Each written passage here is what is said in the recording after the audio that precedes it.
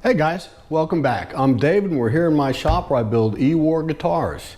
And we're about to take off and start doing our Great Guitar Build-Off Scratch Build competition. Anyway, stick around if you think you might dig that, and we're going to get rolling with it right now.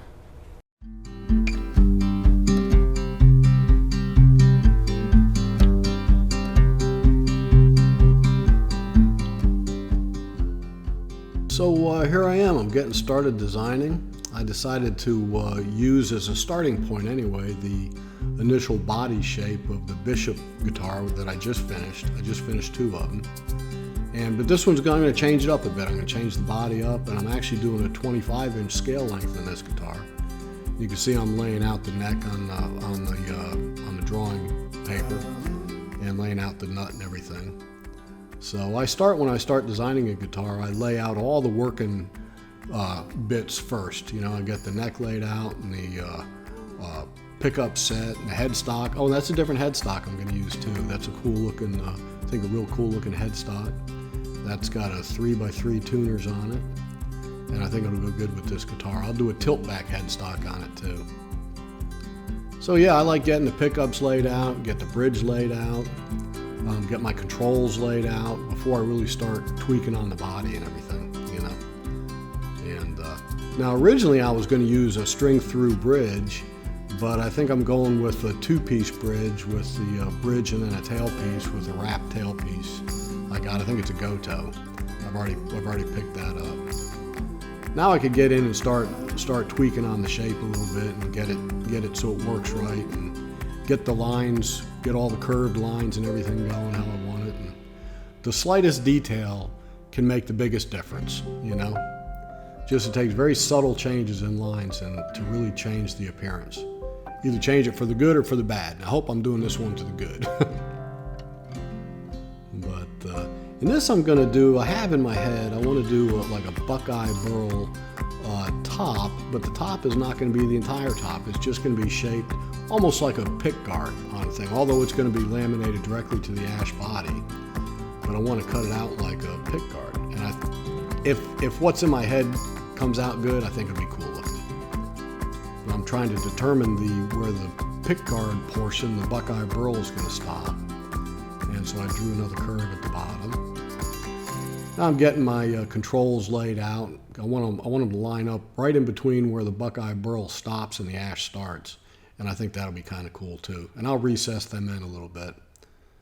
Not totally crazy with the way that bottom curve came out on the pick guard, so I did this to it. And I think that made all the difference in the world. And you'll see when the Buckeye burl gets laid out, it kind of blends into that little point really well. I think it's going to be cool. I'm pretty excited.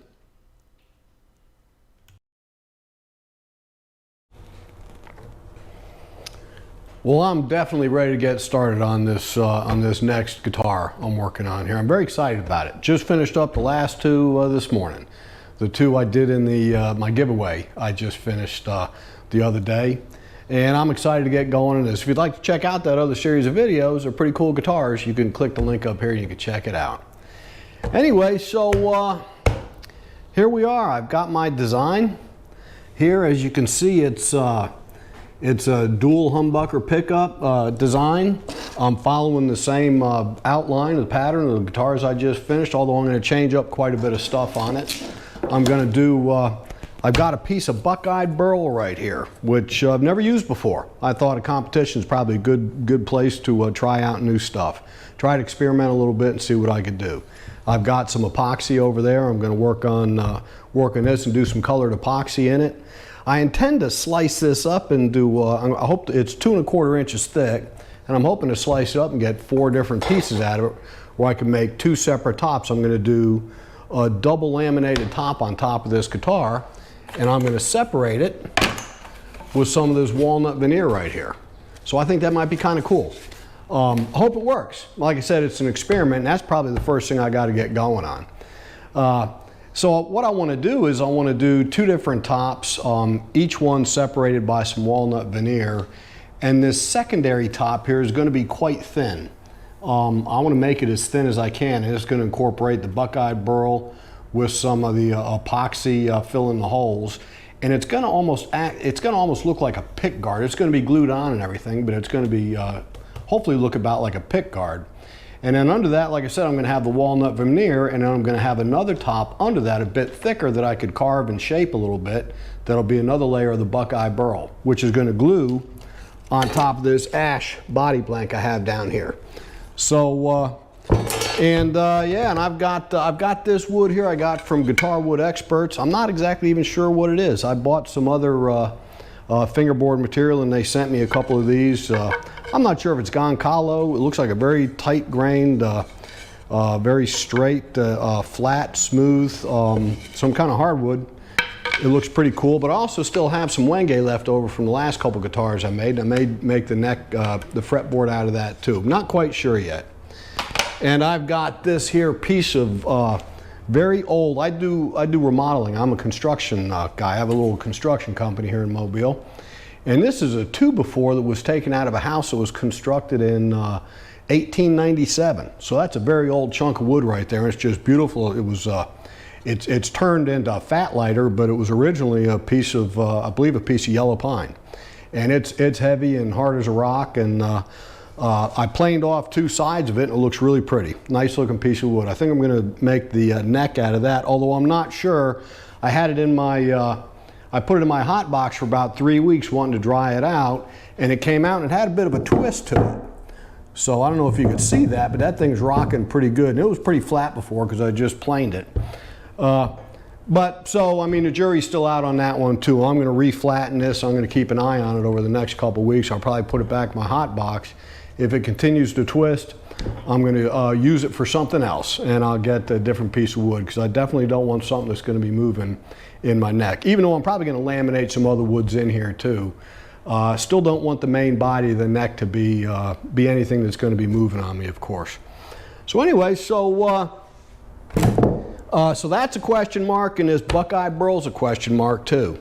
I've never used this before. I don't know how it's going to work.